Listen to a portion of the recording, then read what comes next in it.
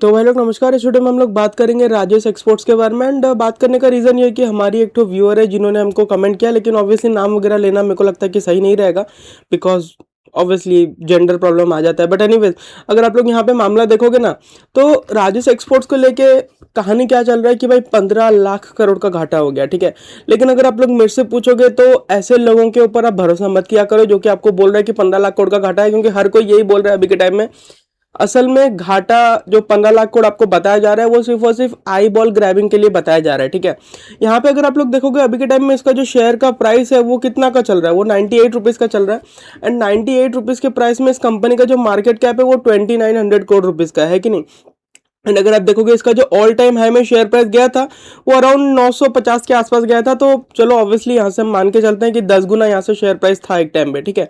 तो हम लोग को मार्केट कैप को भी 10 गुना बढ़ा देना है, यानी कि कंपनी अभी 2900 करोड़ के मार्केट कैप में है, तो जब ये 950 की बिकती थी तब अराउंड 30,000 करोड़ के आसपास का मार्केट कैप रहा होगा, है कि नहीं। तो यहाँ पे जो स्कैम हुआ है आप इसको सिंपली यही समझो कि 30,000 करोड़ का स्कैम हुआ है। अब इसे पब्लिक के साथ कितना का स्कैम हुआ है उस बारे में हम लोग बात करेंगे। तो अब हमको इसका थोड़ा बहुत शेयर होल्डिंग पैटर्न में जाना है, और ईयरली में अगर हम लोग सेट करें तो एक चीज अच्छा है इस कंपनी में। एंड अच्छा ये है कि राजेश मेहता जो कि इस कंपनी के प्रमोटर है, उन्होंने पब्लिक को माल चिपकाया नहीं। मतलब अगर आप देखोगे तो मार्च 2017 में इनके पास 53.94% का स्टेक्स था, एंड अभी के टाइम में अगर आप देखोगे तो 54.55% का स्टेक्स है। यानी कि इतने सालों में अगर वो चाहते तो पब्लिक को माल चिपका के स्कैम पूरा का पूरा 30,000 करोड़ का लेके जा सकते थे। जैसे कि मैं आपको बोला मार्केट कैप इसका ऑल टाइम हमें 30,000 करोड़ रहा होगा, लेकिन इन्होंने असल में पब्लिक के साथ कितना का स्कैम किया। जो आम पब्लिक है उन लोग के साथ जो स्कैम हुआ, उनके पास जितना शेयर है उतने ही वैल्यू का हुआ। मतलब अगर आप देखोगे तो पब्लिक के पास अराउंड 20% ऑफ द कंपनी है।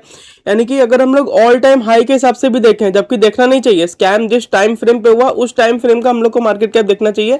लेकिन छोड़ दो, कोई बात नहीं, हम लोग एक बार के लिए ऑल टाइम हाई का मार्केट कैप देखते हैं। ऑल टाइम हाई के हिसाब से भी पब्लिक के साथ मात्र 6,000 करोड़ का स्कैम हुआ है। एंड अगर आप लोग अभी के हिसाब से देखोगे तो अभी के हिसाब से अराउंड ये जो स्कैम है, आप 30 का 20% निकाल लो, मतलब 3,000 करोड़ का 20% निकाल लो, अराउंड 600 करोड़ के आसपास का स्कैम हुआ है पब्लिक के साथ अभी के हिसाब से, ठीक है। लेकिन यार देखो, मैं आप लोग को वीडियो में आगे बढ़ने के लिए बोल दूं, आप लोग को ऐसा लग सकता है कि मैं डिफेंड करने का कोशिश कर रहा हूँ राजेश मेहता को या फिर राजेश एक्सपोर्ट्स को। मेरा इंटेंशन बिल्कुल भी ये नहीं है। मेरा इंटेंशन बस ये है कि आपको क्लियर पिक्चर दिखाऊं, जो सच है वही बताऊं। 15 लाख करोड़ का घाटा, अगर मैं भी यही बोलने लग गया तो भाई रिसर्च एनालिस्ट और न्यूज चैनल में हम कोई फर्क नहीं रह जाएगा। मेरे को कोई आपका आई बॉल ग्रैब नहीं करना है, जो सच है वो बताना है आपको, ठीक है। तो असल में जो मैक्सिमम अमाउंट ऑफ स्कैम है कितना का हो सकता था, 30,000 करोड़।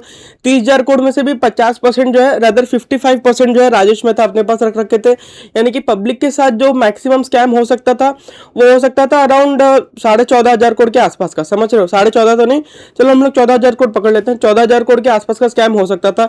लेकिन असल में पब्लिक के पास कितना शेयर था, पब्लिक के पास था मात्र 20% शेयर, ठीक है। तो अगर हम लोग 20% के हिसाब से भी देखें, अगर ऑल टाइम हाई में, ऑल टाइम हाई के हिसाब से अगर हम लोग पकड़े कि पब्लिक को कितना घाटा पड़ा होगा, तो वो मात्र 6,000 करोड़ का पड़ा होगा। और अभी के हिसाब से अगर आप देखोगे तो मात्र 600 करोड़ का घाटा पड़ा होगा, ठीक है। एंड इसमें बहुत लोग बोल रहे हैं कि यार देखो देखो, LIC तो बर्बाद हो गया, उसने इसका इतना शेयर ले रखा था। तो अगर मैं आपको रियलिटी चेक दूं ना, LIC के पास इस कंपनी का मात्र 10.8% स्टेक्स है, मात्र 10.8%। एंड अगर हम लोग ऑल टाइम हाई के हिसाब से भी देखें तो LIC को कितना घाटा पड़ा होगा। 30,000 करोड़ का अगर इसका ऑल टाइम हाई पे मार्केट कैप था, हम लोग मान के चल रहे हैं कि ऑल टाइम हाई पे ही LIC ने ले लिया होगा, तो इनको घाटा कितना का पड़ा, मात्र 3,000 करोड़ का। क्यों? क्योंकि इन्होंने कंपनी का 10% लिया, ठीक है। तो ऑब्वियसली 3,000 करोड़ का ही घाटा पड़ेगा। तो अगर आप लोग यहाँ पे देखोगे तो एग्जैजरेट करके कोई मतलब नहीं है। सिंपली अगर मैं आपको बोलूं तो पब्लिक के साथ मात्र 14,000 करोड़ का स्कैम हुआ है, 15 लाख करोड़ का स्कैम नहीं हुआ है। एंड ना आप लोगों को भी थोड़ा बहुत लॉजिक लगाना चाहिए कि भाई 15 लाख करोड़ का अगर स्कैम होता तो इस चीज का जो जिक्र है ना वो दुनिया भर में होता, अमेरिका, चाइना, हर जगह होता है ये चीज।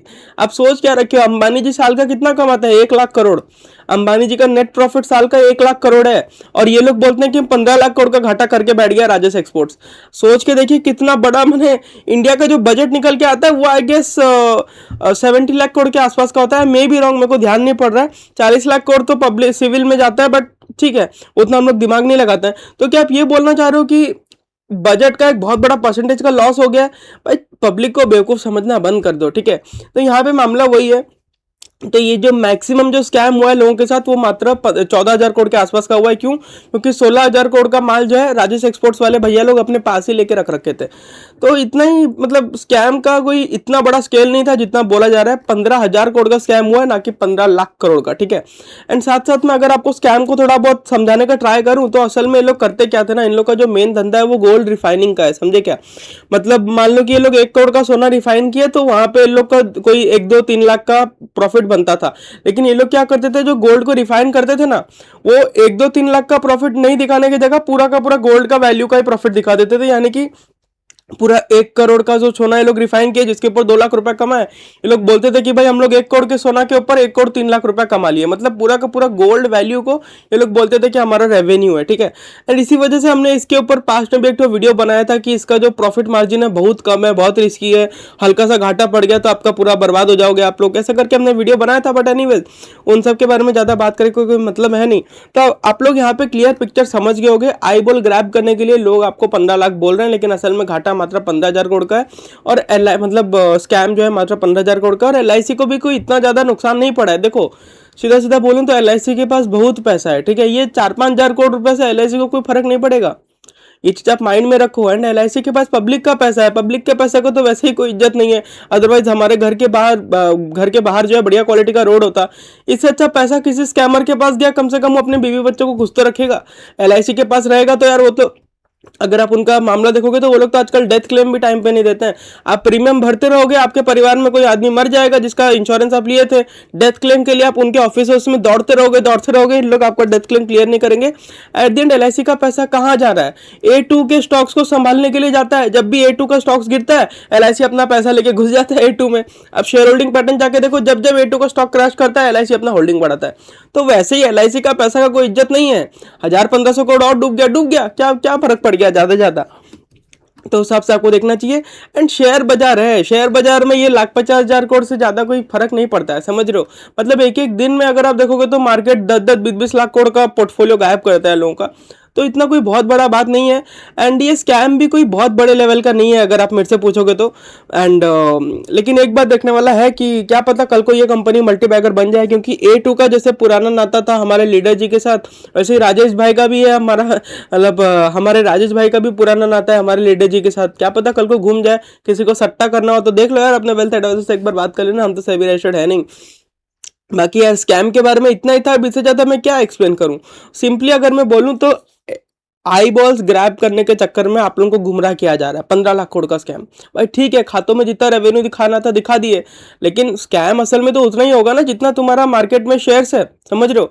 एंड शेयर का जो ऑल टाइम हाई पे वैल्यू था वो 30,000 करोड़ का मार्केट कैप में था। समझ रहे हो बात को? तो मैक्सिमम जो स्कैम है 30,000 करोड़ का पॉसिबल था, लेकिन 30,000 करोड़ में से भी 55% माल जो है प्रमोटर्स के पास था। तो पब्लिक के साथ असल में मैक्स 14,000 करोड़ का स्कैम हुआ होगा।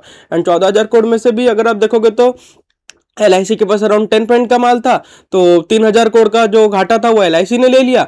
एंड बचा हुआ 11,000 करोड़ के आसपास का जो घाटा है वो पब्लिक ने दिया। एंड उस 11,000 करोड़ में से भी अच्छा खासा माल DIIs के पास भी था, रदर FIIs के पास भी था एक टाइम में। एंड FIIs के पास अभी भी बहुत माल है, 14% ऑफ द कंपनी उनके पास है। तो एट द एंड पब्लिक को कितना घाटा पड़ा एग्जैक्टली बोलो तो 20% के हिसाब से, all time high market cap के हिसाब से अगर हम लोग देखें तो 6,000 करोड़ का। तो it was not big of a deal. And हमारे यहाँ पे तो रिटेल यार FNO कर करके साल का 1,40,000 करोड़ डुबा देता है। तो क्या बोलेंगे। ठीक है। बाकी let's see what happens to the company, but if you ask me, पुराना नाता में भी इनको बचा ले, इतना ही रखते हैं इस वीडियो में। स्कैम इतना कोई बड़ा नहीं था जिस हिसाब से बताया जा रहा है। एंड अगेन मैं बोल दूं कि मैं राजेश एक्सपोर्ट्स को डिफेंड नहीं कर रहा हूं, जो गलत है वो गलत है, लेकिन स्केल जितना बड़ा था उतना बड़ा चल में है नहीं, उस हिसाब से आपको देखना चाहिए। तो ठीक है, आई होप आप लोगों को वीडियो पसंद आया होगा, एक तो रियलिटी चेक मिला होगा आपको। एंड इस वीडियो को लाइक, चैनल को सब्सक्राइब जरूर से कर दे और हमारे टेलीग्राम चैनल को भी जरूर से ज्वाइन कर ले। नमस्कार।